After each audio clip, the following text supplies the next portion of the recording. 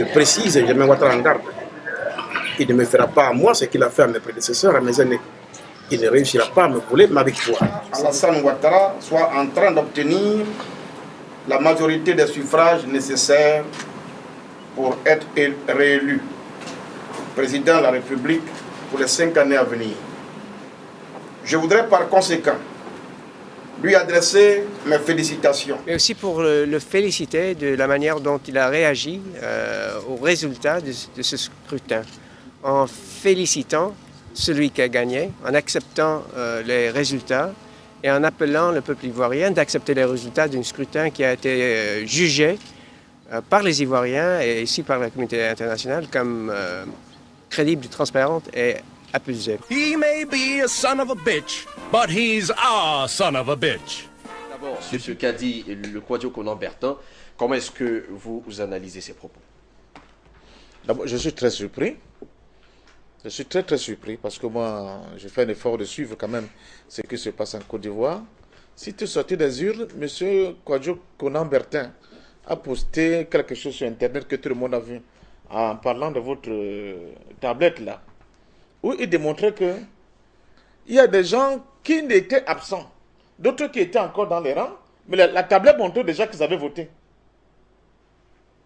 Ce Kakabé là, c'est le même Kakabé qui vient nous dire ici maintenant que non, il n'y a pas de problème, Ouattara, machin. Mais monsieur Kakabé, changez de métier, vous n'êtes pas un homme politique. Non, honnêtement, parce que ça c'est très grave. Voilà les images qu'on donne à nos enfants. Et quand nos enfants voient ça comme ça là, ils se disent mais bon, ok, on a compris. Vraiment, on ne vaut rien. Il faut qu'on fasse très attention. Je dis, ce Kakabé, il a contesté même la participation qui a été donnée. Il a dit c'est pas possible. Il dit qu'il y a des fraudes, qu'il y a eu des magouilles. Ce Kakabé a dit qu'il y a des non-ivoiriens sur son post. C'est visible encore sur Facebook. Que des non-ivoiriens ont été arrêtés en train de voter. Et qu'ils étaient arrêtés conduits à la police et que la CEI demandait qu'ils votent quand même. Et maintenant, il vient nous dire qu'il n'y a pas de problème. Donc, il a là au moins 3 motifs, selon lui, qui pouvaient invalider cette élection. Bon, la CEI qui est censée, elle maintenant, proclamer les résultats provisoires en attendant que l'organe juridique qui est la Cour constitutionnelle les valide, n'a même pas encore donné le résultat des élections. Mais déjà, M. Kakabé est en train de féliciter. Mais est-ce qu'il n'est pas en train de demander à Alassane Dramane Ouattara officiellement d'entrer peut-être dans le prochain gouvernement? Non, mais je veux dire que du point de vue même des principes ou bien de la méthode, vous voyez, ça paraît très léger. Donc on a l'impression qu'à cette élection, en dehors de Ouattara, il n'y avait personne.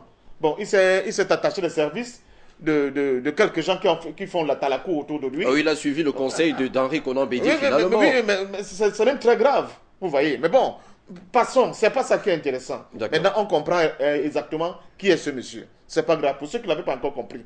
Parce que c'est aussi bon, souvent les gens font leur propre expérience. Parce que quand le disait Béni Christ, quand sur ce plateau, certains comme lui avaient dit, mais voilà quelqu'un qui était hier contre Gbagbo, qui a même contribué à mettre la Côte d'Ivoire à feu et à sang. Aujourd'hui, il vient nous dire que Gbagbo était le meilleur. On ne comprend pas très bien, de par son attitude en supportant la candidature de M. Ouattara. Bon, on voit très bien maintenant le type de personnels politiques qui ont participé à cette mascarade, n'est-ce pas, d'élection au niveau de la Côte d'Ivoire.